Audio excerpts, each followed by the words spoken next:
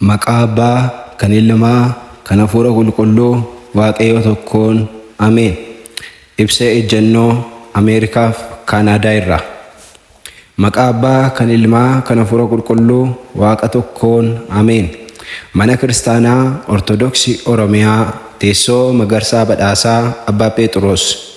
Kan durfamu kun tokko jennee hojii ishee eegaltee jirti. Kanaafuu nuti hordoftoonni amantaa Ortodoksii kanneen Ameerikaa fi Kaanaadaa keessa jiraannu afaan Oromootiin tajaajilamuu fi tajaajiluu barbaannu mirga furaa'aa fi mirga dhala namummaa keenyaa kabachiisuuf sirna mana Kiristaanaa Ortodoksii Oromiyaa teessoo Magarsaa Badhaasaa kan deeggarruu fi hamma dhumaatti duukaa kan hiriirru ta'uu keenyaa ibsuuf ejjennoo cimaa qabnu akka armaan gadiitti ni ibsina. Isaanis tokko, har'aa eegallee hariiroo fi mucummaa mana Kiristaanaa Ortodoksii Tawaahidoo Itiyoophiyaa kan jedhu wajjin qabnu addaan kunnee jirra. 2. Har'aa eegallee hariiroo mana Kiristaanaa Ortodoksii Oromiyaa kan eegalluu fi mucummaa ishee kan fudhannu ta'uu keenyaa ni labsina. 3.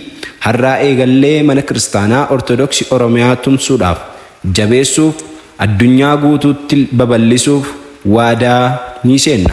4.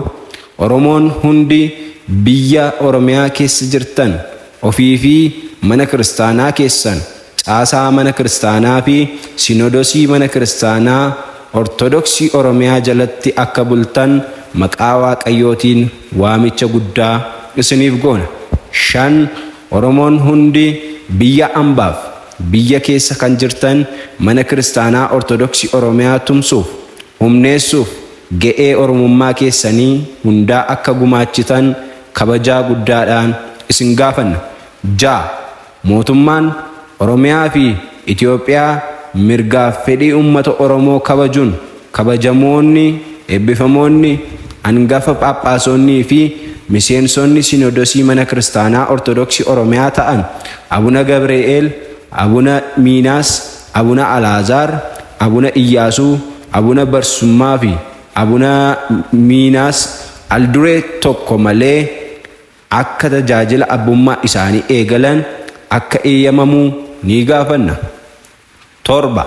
Kabajamoonni, eebbifamoonni, hangafa Phaaphaasonnii fi miseensonni Sinodosii mana Kiristaanaa Ortodoksii Oromiyaa ta'an Abuna Gabri'eel, Abuna Barsummaa fi Abuna Iyyaasuu alduree tokko malee mana hidhaa dukkana keessaa akka gadhiifaman kabaja guddaadhaan ni gaafanna.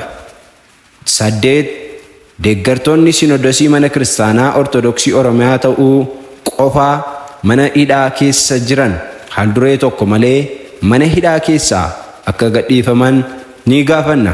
Gurraandhala 2016 akka Itiyoophiyaa, akka Awurooppaatti 2024 Oromoo hordoftoota amantaa Ortodoksii Ameerikaa fi Kaanaadaa jiran irraa galanni Waaqayyoodhaaf haa ta'u.